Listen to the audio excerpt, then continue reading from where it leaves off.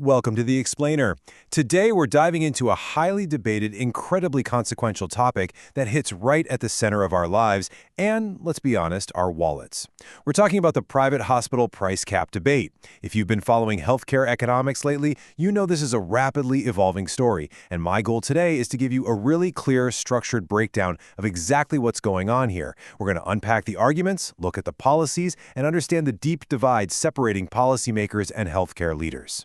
Now, to really get a feel for the tension here, we have to look at how industry leaders are reacting to the very prospect of these caps.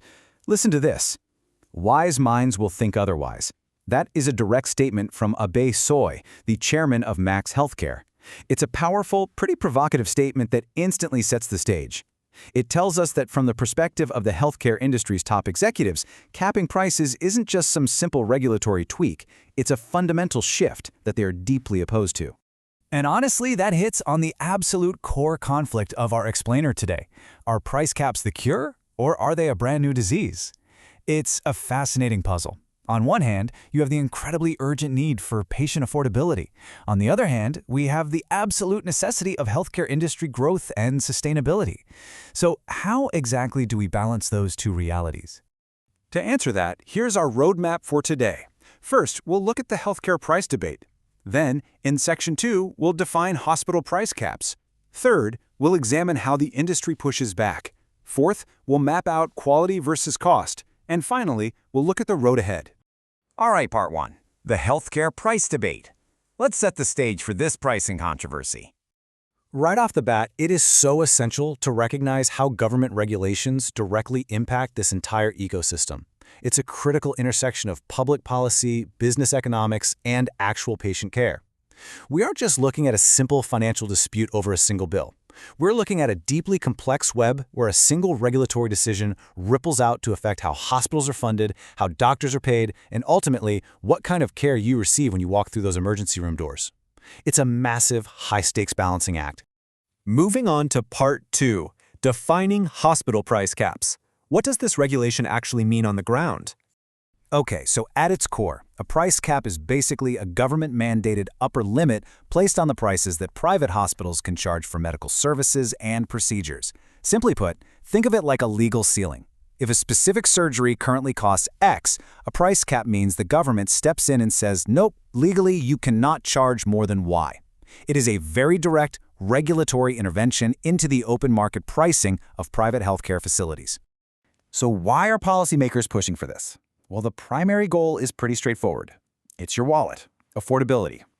Healthcare is notoriously expensive, and caps aim to shield consumers while improving widespread accessibility. The logic is, if prices are lower, more people can actually afford life-saving treatments. It's meant to be a safeguard against those prohibitive medical costs that can literally drive patients into debt just to get well. This is the public policy argument in its absolute purest form, protecting the patient. Part 3, the industry pushes back. Let's dig into the Max Healthcare chairman's critique. Now, as you might expect, every action has a reaction. There is strong, highly vocal resistance from healthcare leaders who are looking at the exact same policy but seeing a totally different outcome. Remember that quote, "Wise minds will think otherwise"? The industry isn't just mildly annoyed by price caps, they are fundamentally opposed to them. From the vantage point of hospital executives who have to manage huge budgets, staff, and medical equipment, capping prices doesn't just lower the cost for patients, it fundamentally alters the financial viability of their entire institution.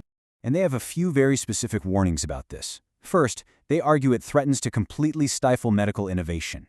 Think about it. High-end medical technology and specialized doctors require massive capital. If revenue is capped, hospitals argue they literally can't afford the latest MRI machines or robotic surgery tools. Second, this risks compromising the overall quality of care. If a hospital's margins are squeezed too tight, they might have to start cutting corners, maybe by reducing nursing staff ratios or delaying facility upgrades. And third, it could lead to severely reduced industry investment.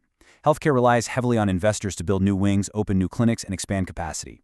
If the return on that investment is artificially capped by the government, the capital might simply dry up, leaving the whole healthcare system completely stagnant. Which brings us to Part 4, quality versus cost. Let's weigh the trade-offs of this regulation. So we are looking at a very direct clash of priorities here. On one side, you have the intended policy benefits, affordability and accessibility. That is a noble, necessary goal, making sure citizens can actually afford to go to the hospital. but pushing too hard for those triggers the industry warnings on the other side, stifled innovation and reduced investment. It's your classic economic trade-off. If you pull the lever too hard to force affordability, you run the risk of triggering those exact consequences, potentially degrading the very hospitals patients are trying to access in the first place. And finally, Part 5, the road ahead. Let's look at the future of healthcare economics. Ultimately, the massive challenge for governments, policymakers, and industry leaders alike is finding an equilibrium between patient access and industry growth. As we've seen from both the policy aims and the stark warnings from leaders like the chairman of Max Healthcare, you really can't have a functioning healthcare system that entirely ignores one side of the equation. I mean, if hospitals go bankrupt, patient access means nothing, right? But if care is so expensive that no one can afford it, the best medical innovation in the world is completely useless to the public. The future totally depends on finding a middle ground that doesn't sacrifice one crucial element for the other. Which leaves us with this final, really important question to chew on. How do we actually balance accessible, affordable care with the massive capital needed for top-tier medical innovation? There are absolutely no easy answers here, only tough trade-offs. But getting a grip on both the intended mechanics of the policy and the very real economic concerns of the industry, well, that's the first step toward figuring it out. Thank you so much for joining me on this explainer. Keep this dynamic in mind the next time you see these headlines pop up, and keep learning.